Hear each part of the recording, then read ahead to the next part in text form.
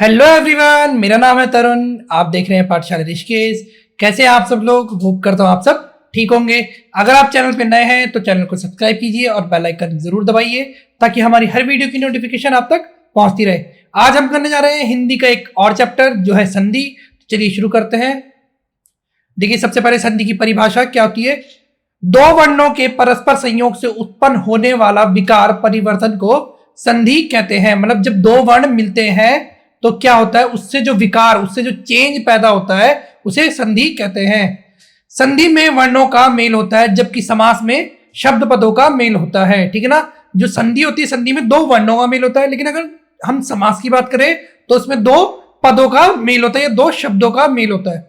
संधि शब्द संस्कृत भाषा का शब्द है, तो ये भी ध्यान रखेंगे। कभी क्वेश्चन बन जाए सीधा कि संधि कौन सी भाषा का शब्द है। ठीक है ना। अगर संधि का भी संधि विच्छेद करेंगे तो ये होता है सम प्लस धी। ठीक है ना। ये सम धन, इसे प्लस नहीं, इसे अगर हिंदी की भाषा में बोलेंगे तो इसे धन बोला जाता है, सम धन धी। ठीक है। संधि का अर्थ होता है समान रूप से धारण करना। तो ये डेफिनेशन भी आप ध्यान रखेंगे। संधि में पहले शब्द के अंतिम वर्ण एवं दूसरे शब्द के आदि वर्ण का मेल होता है।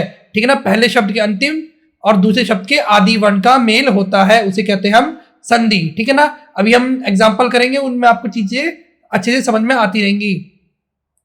संधि के नियमों द्वारा मिले वर्णों को पुनः मूल अवस्था में ले जाने को संधि विच्छेद कहा जाता है। मतलब जब वो जुड़ेंगे तो वो हो गया संधि, और उनकी मूल अवस्था में दोबारा से ले जाने को संधि विच्छेद कहा जाएगा। ठीक है ना। वर्णों के आधार पर संधि के कितने भेद होते हैं? 3 भेद होते हैं। कौन कौन से? स्वर संधि, व्यंजन संधि और विसर्ग संधि। ठीक है ना। तो देखिए, स्वर संधि के बारे में पहले हम पढ़ेंगे। जब दो स्वरों के मेल से विकार उत्पन्न होता है तो उसे स्वर संधि कहते हैं। मतलब जब दो स्वर यानी जो 13 स्वर है हमारे, उन्हीं के जब मेल होता है उससे जो विकार पैदा होता है उसे ही हम क्या कहते हैं? स्वर संधि कहते हैं। स्वर संधि के 5 भेद होते हैं।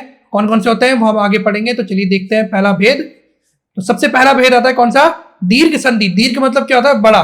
तो देखिए यहां लिखा है कि दो समान वर्णों, हरस, हरस मतलब जिसे हम आम भाषा में कहते हैं छोटा, छोटा आ या छोटी ई, छोटा ऊ। ठीक है ना। हरस या दीर्घ, बड़ा आ, बड़ी ई या बड़ा ऊ। ठीक है ना। जब आपस में मिलते हैं उसे दीर्घ संधि कहा जाता है।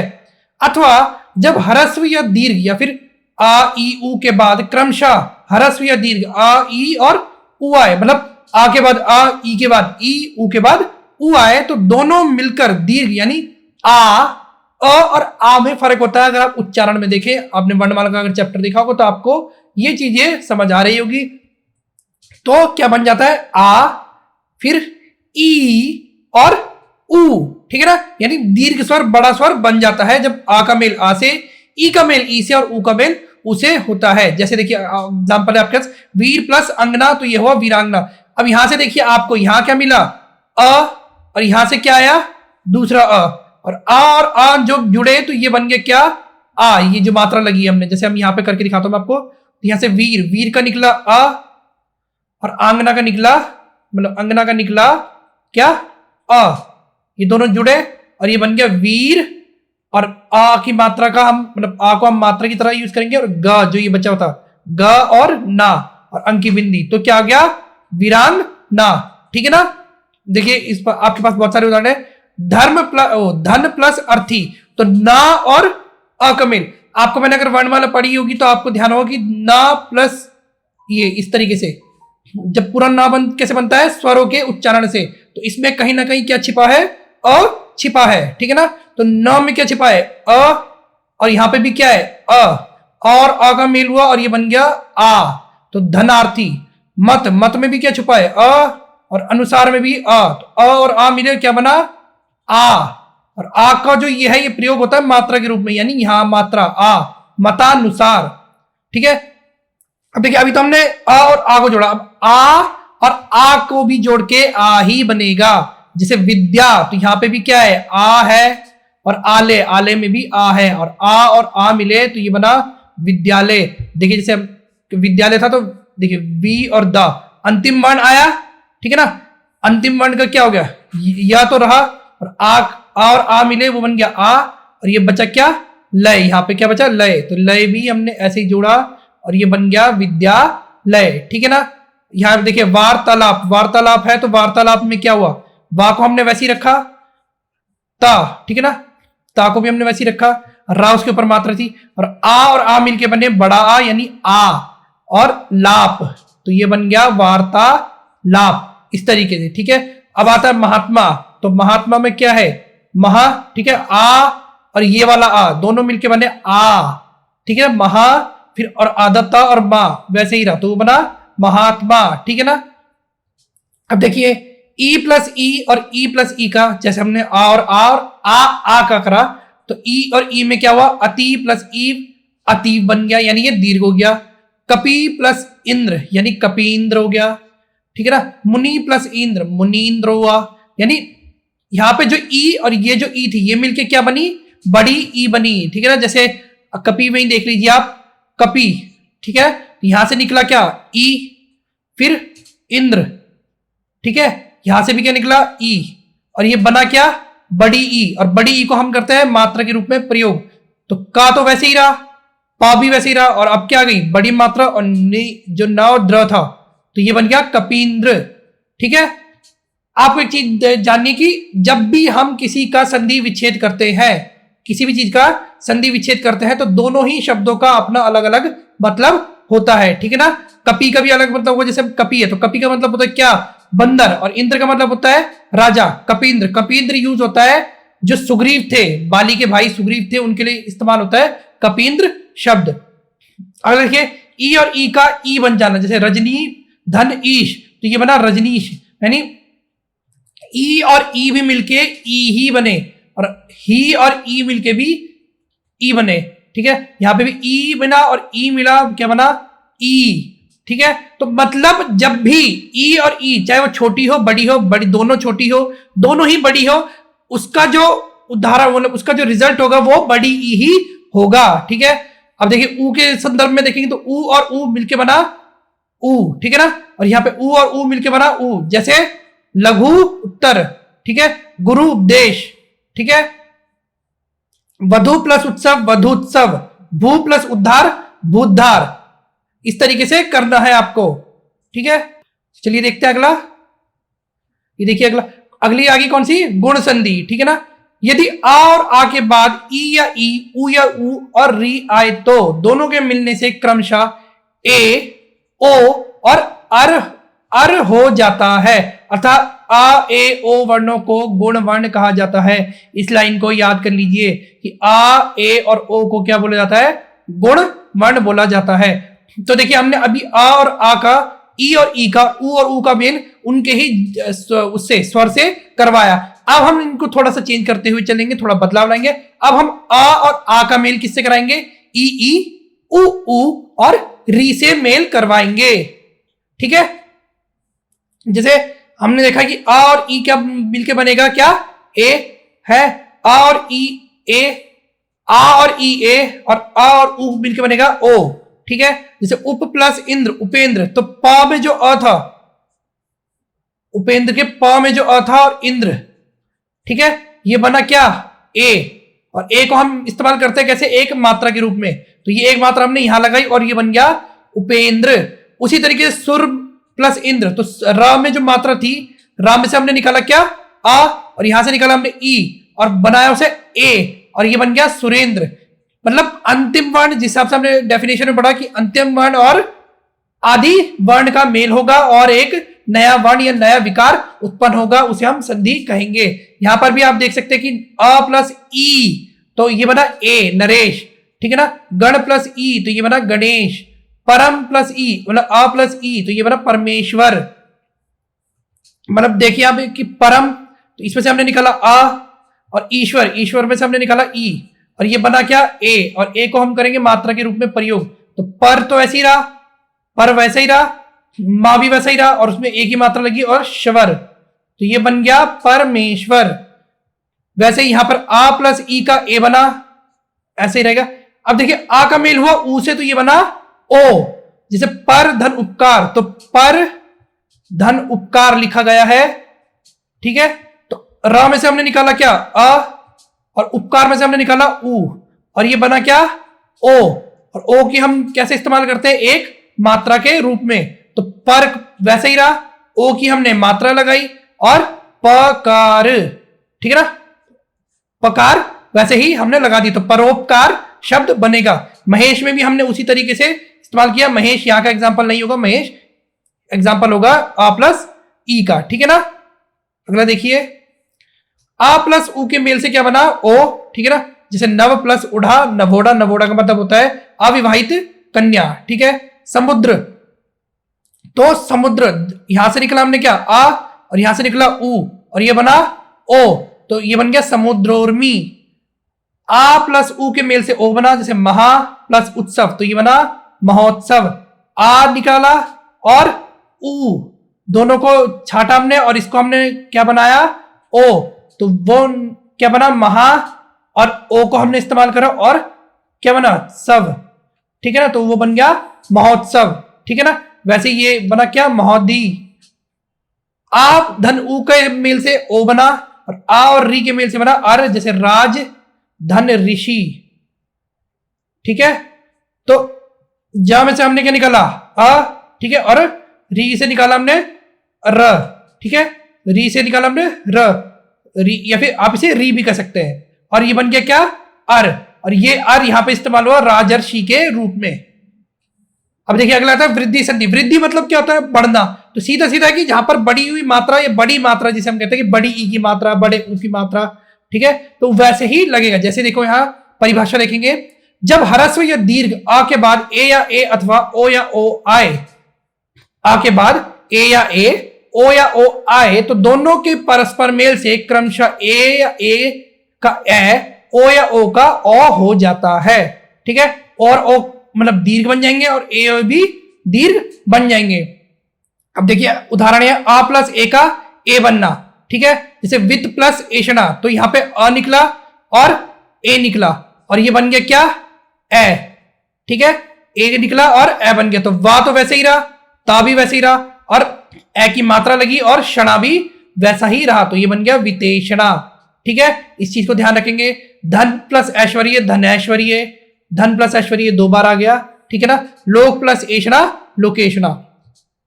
यहां पे देखिए एग्जांपल है, आ प्लस ओ के मेल से ओ बना, जैसे परम, तो इसमें से हमने निकाला आ और क्या निकाला, ओ, ठीक है ना।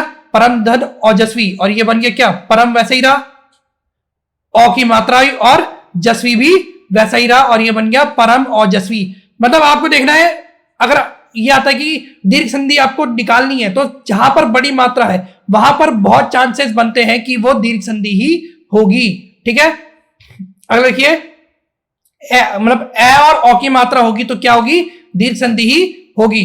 और ओ के मिला के क्या बनेगा, ओ बनेगा। मतलब अगर ओ आता है तो भी ओ ही बना, और ओ आया तब भी वो ओ बना, क्योंकि उससे आगे तो कुछ मात्रा है ही नहीं, तो सबसे बड़ी ओ ही है, तो ओ ही बनेगी। जैसे परम धन औषध, तो ये आ गया परम औषध, ठीक है। देव प्लस औदार्य, देवोदार्य। अब आया यानी बड़ा और दोनों ही दीर्घ है, तो तब भी ये दीर्घ ही बनेगा। जैसे महाधन औदार्य, तो ये महोदार्य बना, महाधन औषध, तो ये महौषध बना, ठीक है। अगला देखिए यण संधि, चौथे नंबर की, यदि ई उ ऊ और री। अब देखिए आ को हमने सबके साथ मेल करा लिया, आ का हमने आ के साथ भी मेल करवा लिया, आ का मेल हमने ई और ऊ के साथ भी करवा लिया, आ का मेल हमने ए और आई के, ए आई ओ आओ के साथ भी करवा लिया। अब आ के मेल किसी से नहीं होगा, अब किसका करेंगे हम, ई उ और री का मेल करेंगे, यानी मूल स्वरों का ही हम दूसरे स्वरों से मेल कर रहे हैं, ठीक है। तो देखिए यण संधि, यदि ई उ री के बाद भिन्न स्वर आए तो ई का या, उ और उ का वा तथा री का र हो जाता है, ठीक है। जैसे ई और, अब उदाहरण देखिए, ई प्लस आ यानी ई धन आ। बहुत से बच्चों को प्लस धन समझ नहीं आता, तो धन मतलब होता है ये प्लस, तो ई प्लस आ का या हो जाएगा। जैसे हमने बताया कि ई के बाद भिन्न स्वर आए तो क्या हो गया, या। जैसे यदि प्लस अपि, तो या यदि प्लस अपि, ठीक है। तो ई के बाद क्या आया, भिन्न स्वर आया, यानी ई के बाद क्या आया, आया, तो या तो हमने वैसे ही रखा, ठीक है। और द, क्योंकि अब ई की मात्रा हट गई तो द क्या हो जाएगा, आधा हो जाएगा, तो इसमें लगा देंगे हलन, और मात्रा को बन गया या, और पी कैसा रहा, वैसे का है वैसे ही, तो ये बन गया यद्यपि। जब तक इसमें ई की मात्रा थी तो ये पूर्ण था। कोई भी व्यंजन बिना स्वर की या बिना मात्रा के पूर्ण नहीं हो पाता। जैसा आप दूसरा देखो, अति प्लस अल्प, तो जैसे जैसे ही ता में से अति था, ठीक है ना, और इसमें से मात्रा हटी तो वो हो गया आदता, और अ ई और आ मिलके बने या, और ल प आपका वैसे ही रहा, तो ये बन गया क्या, अत्यल्प, ठीक है, ला आधा ही रहेगा, अत्यल्प, ठीक है। ई यहां पे ये गलत दिया गया है, ला आधा ही रहेगा, ई और ई प्लस आ का या हो जाएगा, ठीक है ना। जैसे अगर हमने यहाँ पे क्या था, यहाँ छोटी ई थी और यहाँ क्या आ गया, बड़ी ई आ गई, तो ई प्लस आ का या हो जाएगा, जैसे सखी प्लस आगमन, तो खा आधा हो गया, देख सकते हैं आप, क्यों, क्योंकि उसमें से ई की मात्रा हट गई और इन दोनों के बीच में एक नया वर्ण आया, कौन सा, या। लेकिन इसमें आप देख रहे हैं आ की मात्रा भी है, क्यों, क्योंकि इसका मेल आ से हुआ था, नहीं कि अ से, यानी दीर्घ स्वर से हुआ तो मात्रा भी दीर्घ की लगेगी, और गमन वैसे का वैसा ही आ गया। जैसे देवी प्लस आगमन, तो दे वैसा ही आया, वह आधा हो गया, क्यों, क्योंकि उसमें से मात्रा हट गई, और या आ गया, और या में आ की मात्रा लगी है क्योंकि वो दीर्घ स्वर से मेल हुआ, और गमन वैसे का वैसा ही रहा। वैसे ही आप देखेंगे ई प्लस ऊ का यू हो गया, क्यों, क्योंकि हमने बोला कि ई के बाद भिन्न स्वर आए तो क्या हो जाएगा, या हो जाएगा, तो अति देख सकते हैं आप, अ वैसे ही रहा, ता में से ई की मात्रा हटी तो बन गया आदता, और या आया, और या में हमने जो लघु ऊ था उसकी मात्रा का प्रयोग करा, और तम वैसे ही रहा, तो अति उत्तम का हो गया अति उत्तम, ठीक है। वैसे ही प्रति उपकार, अब ई और ऊ का मेल हुआ, यू बनाओ, बड़े ऊ से मेल हुआ तो यू बना, जैसे नी धन ऊन, तो ये बना न्यून। बहुत बार क्वेश्चन बनता है कि न्यून का संधि विच्छेद करिए, तो ये बनता है क्या, नी धन ऊन।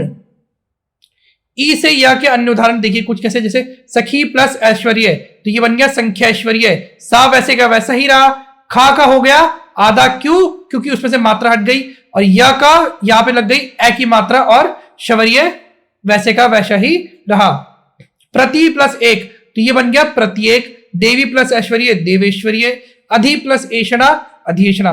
ऊ का व बन जाना, जैसे सा में से ऊ की मात्रा हटी तो सा, और क्या हुआ, वा आ गया, ल आधा था तो आधा ही रहा, और स्वल हो गया, सु अच्छ, तो ये बन गया स्वच्छ, क्यों, क्योंकि यहां से मात्रा हटी, ऊ का और अ का मेल हुआ, और ये बन गया व स्वच्छ। फिर मधु प्लस अरि, ये बना मधवरी, धा भी आधा हुआ, वा का आगमन हुआ, और र वैसे का री वैसे का वैसे ही रहा, तो ये बना मधवरी। आ प्लस आ का वा बना, जैसे सु प्लस आगत, तो इसमें से आधी मात्रा हटी तो बन गया सा, फिर वा में आ की मात्रा ग और त, स्वागत। फिर मधुधन आलय, तो ये भी बना मधवालय। देखिए अंतिम संधि स्वर संधि कौन सी, अयादि। यदि ए ओ ओ स्वरों के पश्चात कोई भिन्न स्वर है, देखिए हमने आ का मेल भी सबसे करवा दिया, ई उ और री का मेल भी सबसे करवा दिया, अब बचे कौन कौन से स्वर, ए आए ओ और औ, ठीक है। तो ए ओ औ का स्वरों के पश्चात कोई भिन्न स्वर आए तो ए का आए, ठीक है ना, ए का आए, ए का आए, ओ का अव और औ का आव हो जाता है। जैसे ए धन अ तो बन गया अव, ठीक है, ओ धन अ बना अव। मैं कैसे बताया कि देखिए ए का क्या हो गया, आए, तो ए का हो गया आए, और ओ का हो गया अव, ठीक है। जैसे आप यहां देखते हैं क्या, शे प्लस अयन, तो यह बन गया शयन, क्यों, शे ए था, ठीक है, तो ए की मात्रा को हमने हटाया और यहां पे अ था, तो वो बन गया क्या, आए। तो आय की अगर आप देखें तो ये छोटा जो आ है इसकी कोई मात्रा नहीं होती, ये इसमें ही अंतर्निहित है, लेकिन या का प्रयोग होगा तो वो बन गया श या, और ये बच्चा क्या, ना, तो ये बना शयन। इसी तरीके से आप देखें ना, तो ना से मात्रा हट चुकी है तो वो बच्चा सिर्फ ना, ए की मात्रा हट चुकी है, ए और आ ने मिलकर बनाया आए, आए में से आ का कोई आ इसमें अंतर्निहित हो जाएगा और बचा या, और बचा दूसरा ना, तो ये बन गया नयन। वैसे ही ओ में बन गया क्या, भो प्लस अन, तो भो में ओ की मात्रा है और अ है, तो आप देखेंगे भो, ये भारा और आ ने मिलकर बनाया अब, तो ये बना भव और बचा हुआ ना, तो ये बन गया भवन। ए प्लस आ का आय बना, जैसे नय प्लस अक तो नायक बना, क्यों, क्योंकि ये दीर्घ संधि थी इसलिए हमने यहां पर मात्रा का भी प्रयोग करा है, मात्रा हटी, ठीक है, और ए और क्या बना आय, तो आय में मात्रा लगी आय और या और का, नायक, ठीक है। गे में बना क्या, गे सॉरी ग और आ की मात्रा लगी उसमें, और या और का वैसे का वैसे ही उतर गया तो गायक, और अ का आव हो जाएगा, जैसे पौ था तो पौ धन अक, ठीक है, तो ये क्या हुआ, पौधन अक, और इसका मेल हुआ तो ये बना आव, तो ये बन गया क्या, आ और व, और अक का वैसे ही है तो ये बना पावक। वैसे ही यहाँ पे दूसरा वर्ड है पावन। अन्य उदाहरण है, आप इन्हें देख सकते हैं। देखिए आज थी ये स्वर संधि, अगले क्लास में हम करेंगे व्यंजन संधि। अगर आपको क्लास पसंद आई तो वीडियो को लाइक कीजिए, शेयर कीजिए, कमेंट कीजिए, कमेंट में हमें अपनी राय बताइए। आप हमें फेसबुक, इंस्टाग्राम और टेलीग्राम पे भी फॉलो कर सकते हैं। धन्यवाद।